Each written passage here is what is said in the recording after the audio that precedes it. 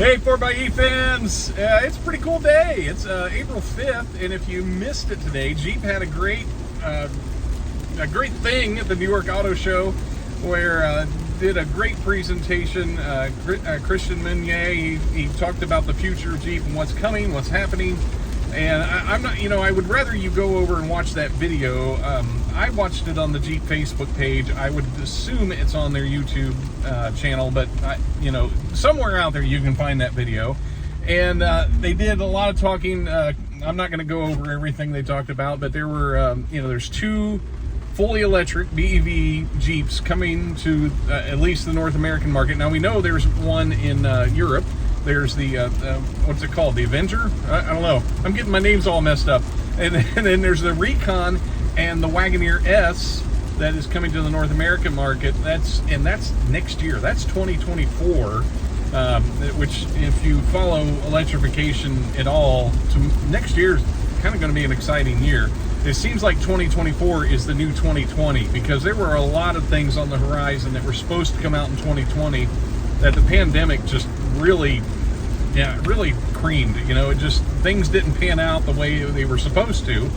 And if you don't know, like the Wrangler 4xe was supposed to come out in 2020 along with a slew of other vehicles, and really the Wrangler didn't make it till like the second quarter of 2021. I happen to have the only Jeep that came out the first quarter of 2021. Thank you very much. That's kind of cool.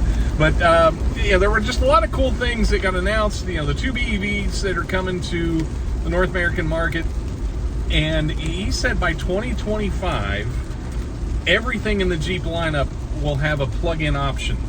So we have to assume, we haven't heard about the Gladiator 4xe. We know it got pushed back to 2024, so is it coming out next year? They didn't even mention it. Who knows? The one cool thing they did say is that the Wrangler, the new Wrangler 4xe, the refreshed, will have a 5,000-pound towing capacity. And if you've looked at towing capacities at all, if you want to tow a camper, you've got to go something with that's either very expensive or very small. Those are your options, because the bigger campers that get light enough to be towed by the Wrangler get quite expensive. I mean, in the $25,000 range.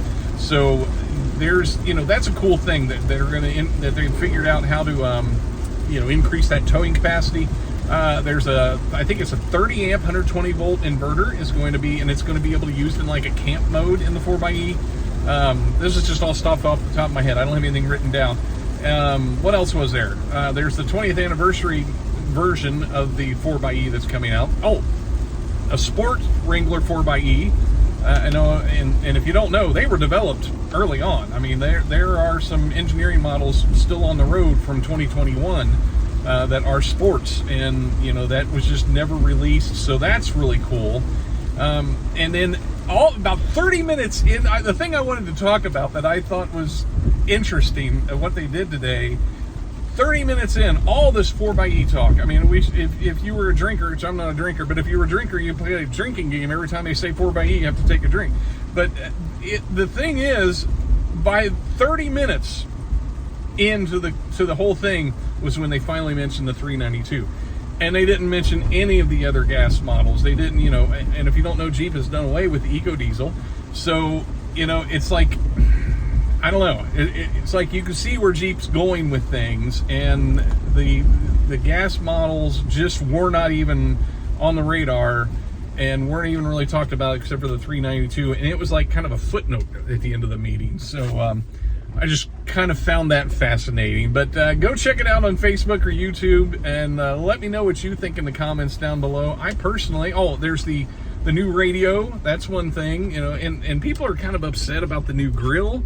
I'm going to officially go on the record and say I like both the new grill and the old grill. I like them both. They're both cool. But, and people are, kind of wondering about that new radio. It's a widescreen format. Personally, I like them both. I like them either way. And I'm going to continue to hang on to my trusty Jeep, because my goal has been to drive this for 10 years and then see what's available in a full electric Wrangler at that point. He did say that that their goal is 50% of sales by 2030 to be fully electric, not hybrid like this one, but fully electric. So there's Jeep's got some goals, and he said in the video that Jeep wants to be the world leader in electric SUVs, and I think they are putting their money where their mouth is in that they're working hard to turn out some stuff. So exciting stuff. Check out the video. Put in the comments below. I'm sure I missed something that they mentioned today, but put in the comments below your thoughts, what you heard, what you saw, and what I missed in this video. Like I said, I wasn't trying to do a review of the whole thing, just highlights of some things that stuck out in my mind. Hey, thanks for watching. Take care.